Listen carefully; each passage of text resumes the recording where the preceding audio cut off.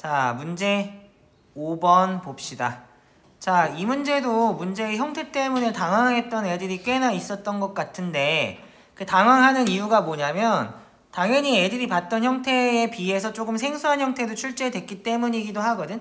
근데 문제가 단지 생소하다고 해서 못 풀거나 당황하거나 그러면 그건 공부가 제대로 안 된 거잖아. 얘는 애들이 어려움을 느끼는 포인트가 뭐였을까? 내 생각에는 여러 개를 동시에 하려고 했기 때문인 것 같아.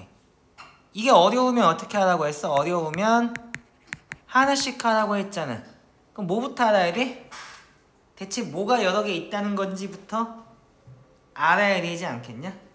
내가 항상 문제 풀 때는 주어진 거 구하는 거 어떤 집합의 원소인지 파악하라고 하잖아. 얘는 대상이 몇 개 있는 거냐면 두 명제라고 했지만 명제는 뭘로 이루어져 있어? 조건으로 이루어져 있지. 조건이 몇 개 있어 하면 하나, 둘, 셋, 넷. 네 개의 조건이 있는데 이걸 동시에 생각하려고 하니까 어려웠던 게 아닐까? 그래서 하나씩 하자고. 얘를 P, Q, R, S라고 놓고 얘를 한번 풀어볼게. 그러면 가가 참이라는 얘기를 생각을 해보려면 P와 Q의 진리집합을 구해야겠지. 근데 P는 대놓고 주어져 있으니까 그냥 수직선 위에 나타내면 되는 거 아니야?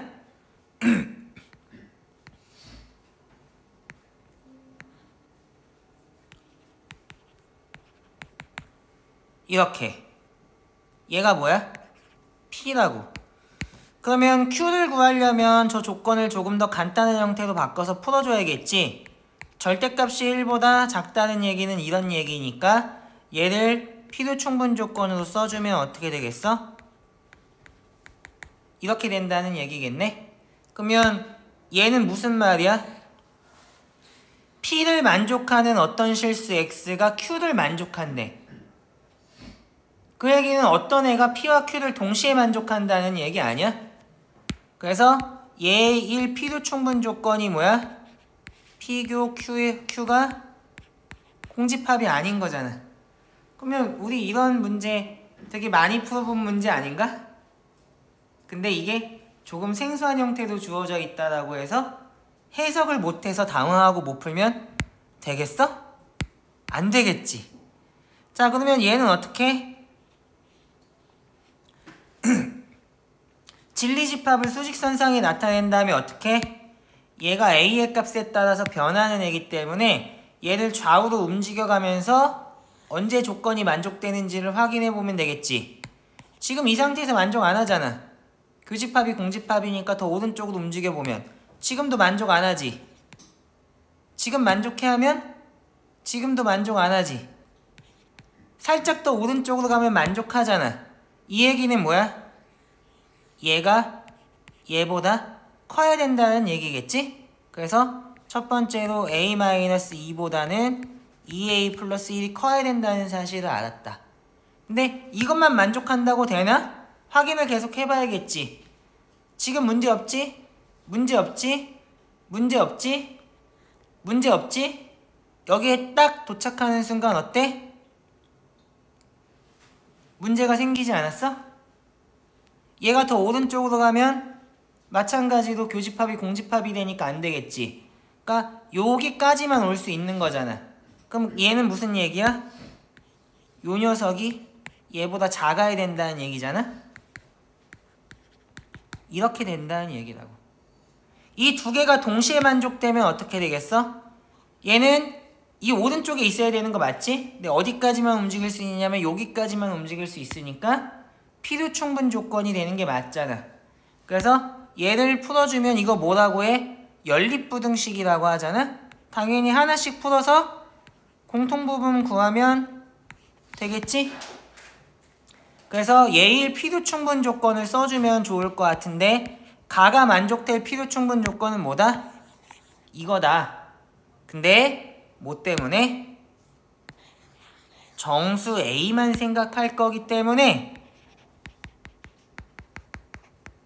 이렇게 4개만 남는다는 것도 쉽게 알 수 있겠다.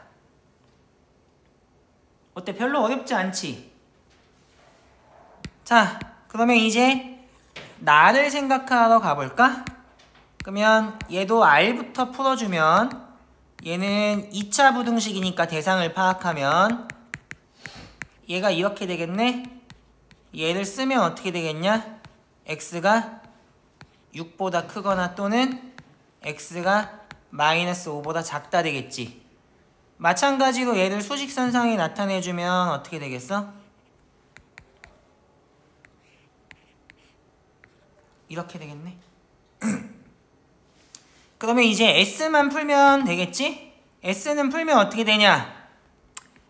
쟤도 2차 부등식이기 때문에 인수분해를 하는 게 좋아 보이고, 그러려면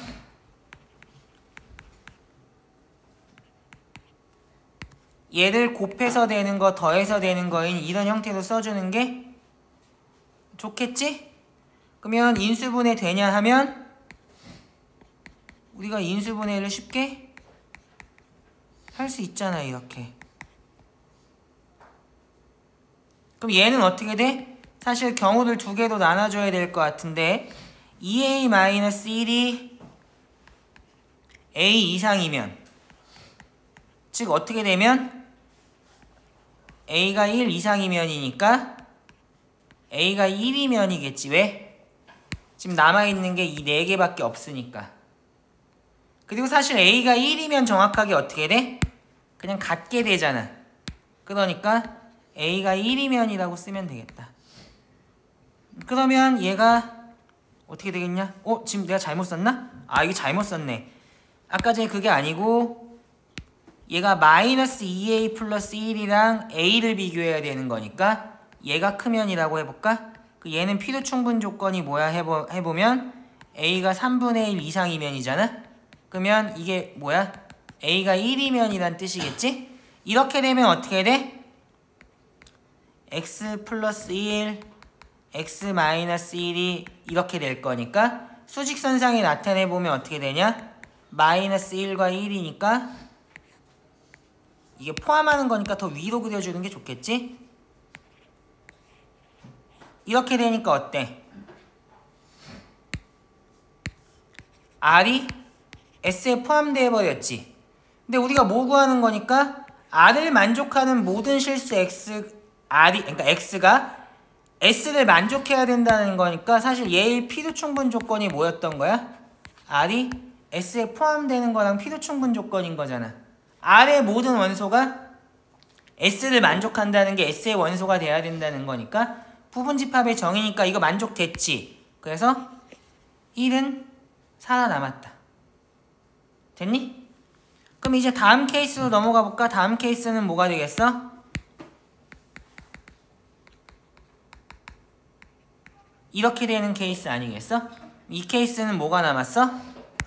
이 4개 중에서 0과 마이너스 1과 마이너스 2만 남은 상황이지? 그러면 얘는 어떻게 되냐? x가 큰 거보다는 크고 또는 x가 작은 거보다는 작은 상황이잖아. 맞지? 그러면 얘가 될 수 있는 건 뭐야 하면 0이랑 1이랑 마이너스 2 중에 하나니까 어쨌든 얘보다는 크고 얘보다는 작지. 그러니까 A는 이런 식으로 찍혀 있어야 될 거라고.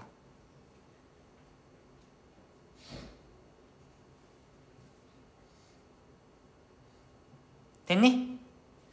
그 다음에 얘는 어때? 여기다 이거 집어넣어봐. 그러면 1이거나 3이거나 5 중에 하나잖아. 1, 3, 5 중에 하나니까 당연히 얘보다는 작고 얘보다는 크겠지. 사실 얘보다도 크니까 얘는 고려할 필요가 없고 A보다는 크고 6보다는 작으니까 얘가 이렇게 되겠지. 그러면 S의 진리집합이 이렇게 될 거 아니야.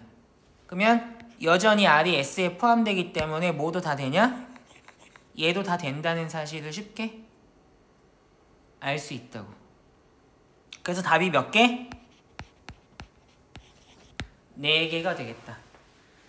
그래서 이 문제는 주어진 형태가 니네가 막 어떤 실수, 모든 실수 막 이런 게 나오고 AX가 섞여 있는 걸 생소하게 느낄 수 있기 때문에 체감 난이도가 높다라고 생각하기 쉽단 말이야.